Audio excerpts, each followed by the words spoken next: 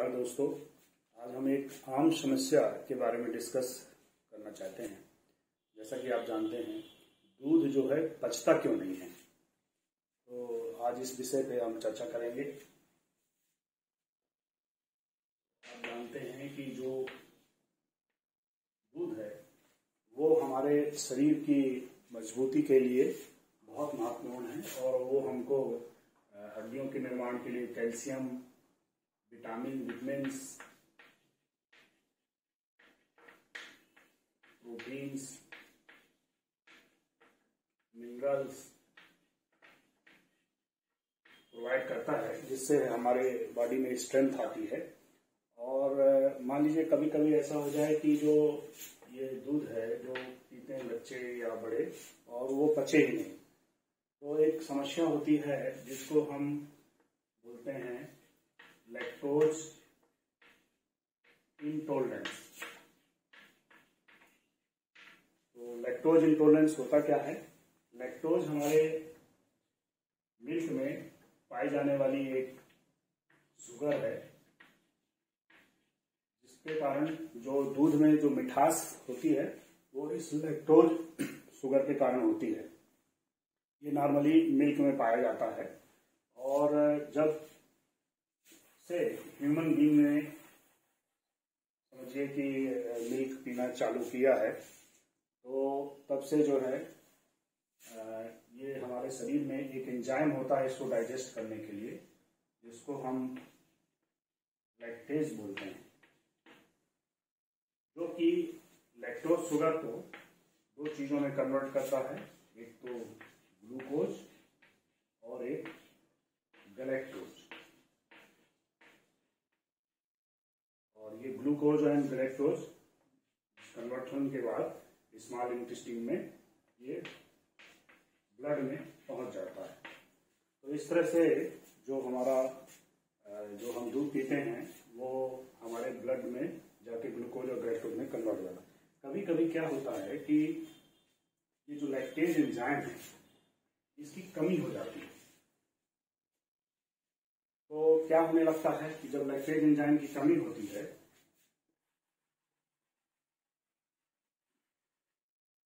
तो हमारा जो लैक्टोज है, क्योंकि लैक्टेज जो है स्मॉल इंटेस्टाइन में रहता है, जो स्मॉल इंटेस्टाइन के ब्रश बॉर्डर रहते हैं वहां पे रहता है, ब्रश बॉर्डर एंजाइम भी बोलते हैं इसको। तो यदि ये कमी हो जाए इसकी, तो हमारा लैक्टोज सीधे जो है लार्ज इंटेस्टाइन, जिसको हम कोलन बोलते हैं, वहां पहुंच जाता है। और कोलन में जब लैक्टोज पहुंच जाता है तो कोलन में रहने वाले जो बैक्टीरिया हैं वो इसको फर्मेंट करते हैं, और फर्मेंट करेंगे तो क्या बनेगा? गैस बनने लगती है, और उसकी वजह से ये गैस बनती है, उसकी वजह से हमारा जो पेट है वो फूलने लगता है, जिसको हम ब्लोटिंग बोलते हैं। और इसी कारण से हमको नौसिया, समटाइम्स कभी कभी उल्टी और कभी कभी डायरिया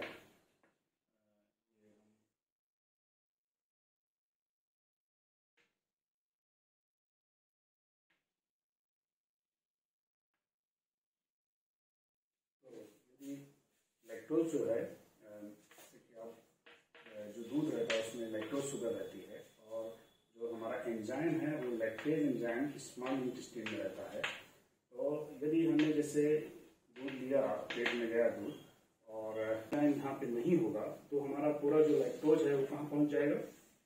लार्ज इंटेस्टाइन, जो कोलन जिसको बोलते हैं, उसमें पहुँच जाएगा। और कोलन में क्या है, नॉर्मली ये बैक्टीरिया रहते हैं, तो वो बैक्टीरिया क्या करेंगे?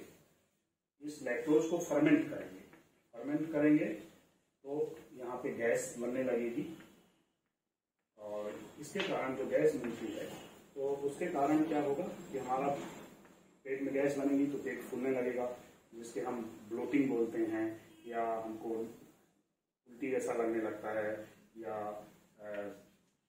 वोमिटिंग भी कभी कभी हो जाती है और कभी कभी और डायरिया होने लगता है। तो ये चीज़ें जो है दूध पीने के लगभग आधे घंटे से लेकर 2 घंटे के बीच में ज़्यादातर होने लगता है। और इसका टेस्ट भी रहता है। ये गैस जो बनती है ये ब्लड में चली जाती है और ब्लड से फिर लंग्स में जाती है। लंग्स से फिर हम हाइड्रोजन ब्रीथ टेस्ट करके इसको पता भी कर सकते हैं कि हमको लैक्टोज इंटॉलरेंस तो नहीं हुआ है। तो ये हाइड्रोजन ब्रीथ टेस्ट एक टेस्ट होता है जिससे हम इसको पता कर सकते हैं। तो इस तरह से ये प्रॉब्लम आती है दूध पीने से। अब ये किस में होता है तो हम ये देखेंगे कि खासतौर से जो पेरेंट्स हैं वो चिंतित रहते हैं कि उनका बच्चा जो है दूध पीता है तो उल्टी कर देता है या दस्त करने लगता है, तो इसलिए वो बच्चे को दूध देने से बचने लगते हैं। लेकिन हम ये इम्पॉर्टेंट इंफॉर्मेशन शेयर करते हैं कि बच्चों में जो है जो लैक्टेज एंजाइम है वो बहुत ज़्यादा मात्रा में रहता है, एडिक्वेट क्वांटिटी में रहता है। तो बच्चों में जो ये वाली समस्या है ये टेम्पोरेरी समस्या हो सकती है और टेम्पोरेरी समस्या का कारण हो सकता है जो गट का इन्फेक्शन है। बच्चों में इन्फेक्शन कॉमन रहता है, सर्दी खांसी बुखार आता रहता है।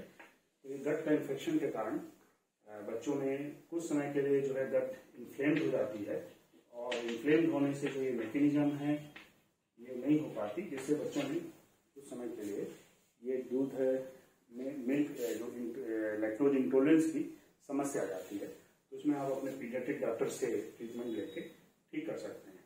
तो इस तरह से बच्चों में ये समस्या कम है।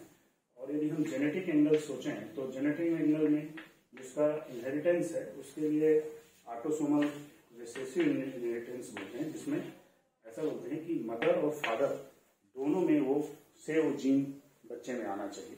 तो ये कंडीशन बहुत ही रेयर है। दूसरा बात आती है एडल्ट पॉपुलेशन।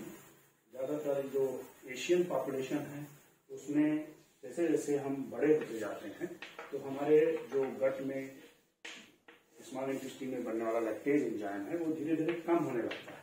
कम होने के कारण जैसे जैसे बड़े होते हैं तो दूध पचाने की जो क्षमता है वो घटने लगती है और कई बार इस तरह की समस्या आती है और लोग दूध पीना बंद कर लेते हैं। अब यदि मान लीजिए दूध नहीं पियेंगे तो हमारे जो दूध से मिलने वाले अन्य जो मिनरल्स हैं, कैल्शियम हैं, विटामिन्स हैं, ये कम हो जाएंगे तो हमारी हड्डियां जो है कमजोर होने लगती हैं। तो इस वजह से दूध पीना भी आवश्यक है बोन की स्ट्रेंथ के लिए। तो ये सभी लोग जानते हैं कि हड्डियों को यदि मजबूत करना है तो रोज 1 गिलास सुबह 1 गिलास शाम दूध पीना चाहिए, बच्चों को भी पिलाना चाहिए।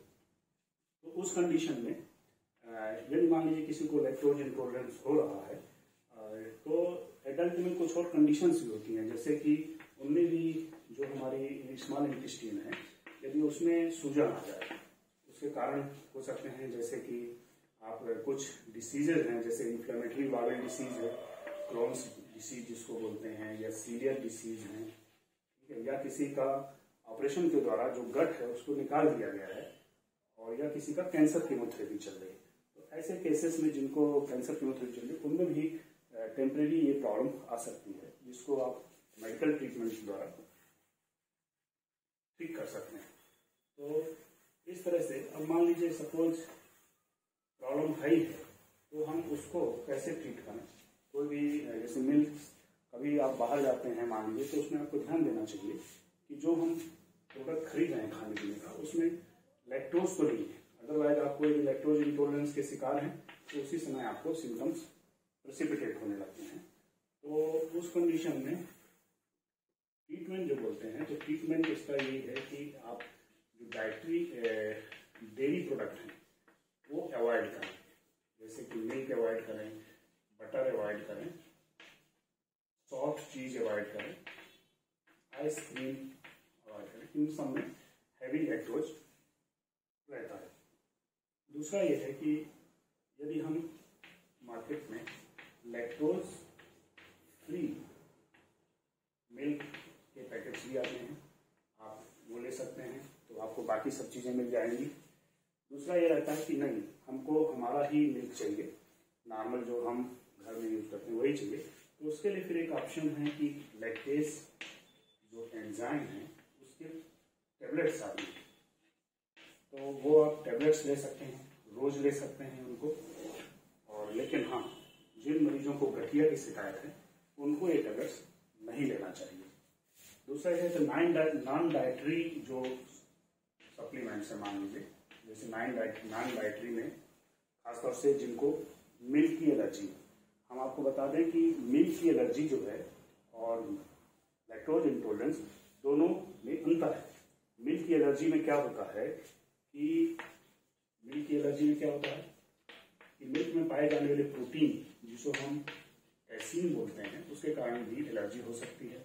तो एलर्जी के जो सिम्टम है, जो सबको पता है कि जैसी एलर्जी होती है हमको खुजली होने लगती है, हमारे शरीर में दाने आने लगते हैं या हमको हमारी सांस जो है भराने लगती है, तो इस वजह से एलर्जी के सिम्टम है। तो यदि मान लीजिए किसी को मिल्क से एलर्जी है और तो नॉन डाइटरी सप्लीमेंट्स भी ले सकते हैं। नॉन डाइटरी सप्लीमेंट में जैसे सोया मिल्क है, आलमंड मिल्क है, पोटैटो मिल्क है। तो इस तरह से ये नॉन डाइटरी सप्लीमेंट हैं जिसमें सभी प्रकार के विटामिन्स और कैल्शियम्स और मिनरल्स जो हैं फोर्टिफाइड कर दिए जाते हैं। तो इस वजह से हम इसको इस तरह से ट्रीट कर सकते हैं। ये बहुत ही आम समस्या रहती है दूध ना पचना। दूध पीने के बाद कुछ ही देर बाद हमको दस्त लगने लगना, पेट फूलने लगना, पेट गुड़गुड़ करने लगना, तो उसको हम सिंपली इन्फॉर्मेशन यदि हमको है तो हम उसको ट्रीट कर सकते हैं। और ख़ासतौर से बच्चों में दूध बहुत ज़रूरी है। बच्चों में यूजुअली लैक्टोज इंटॉलरेंस बहुत रेयर होता है, टेम्परेरी फिनोमेना की वजह से हो सकता है, इन्फेक्शन की वजह से। तो आप अपने पीडियाट्रिक डॉक्टर से उसकी सलाह ले सकते हैं। धन्यवाद।